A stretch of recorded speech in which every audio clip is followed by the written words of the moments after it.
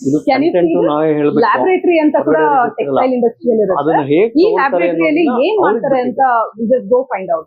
So welcome Yes, to sir. Chamundi silk laboratory madam.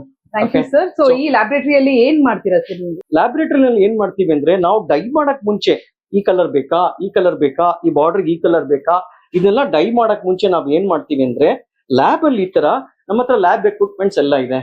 So ಈ lab ಅಲ್ಲಿ colours ಇರುತ್ತೆ, standard colours RGB ಇರುತ್ತೆ. RGB ಇಂದ ಅದನ್ನ ಪ್ರೈಮರಿ ಕಲರ್ಸ್ ಮಾಡ್ಕೋ, ಪ್ರೈಮರಿಯಿಂದ secondary tertiary colours, colour combinations ಎಲ್ಲ ಮಾಡಿ ಇಟ್ಕೊಂಡಿರ್ತೀವಿ. ಆ ಬೀಕರ್ಸ್ ಅಲ್ಲಿ ಡೈ ಮಾಡಿ ಈ ತರ ಚಿಟ್ಸ್, ಸ್ಮಾಲ್ ಚಿಟ್ಸ್ ನ ಡೈ ಮಾಡ್ತೀವಿ.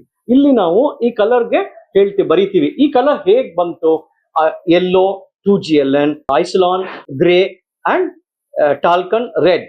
To achieve this, we have chosen a dye stuff which is carefully with the manufacturer, which he recommends 3 to 4 ಇರ್ತಕ್ಕಂತ ಕಲರ್ ಡೈಸ್ಟರ್ಸ್ ಮಾತ್ರ ತಗೊಂಡು ರೆಸಿಪಿ ಮಾಡಿ ಆಮೇಲೆ ನಾವು ಈ ತರ ಸ್ಯಾರಿನ ಸುಂದರವಾಗಿ ಡೈ ಮಾಡ್ತೀವಿ. ಅದನ್ನ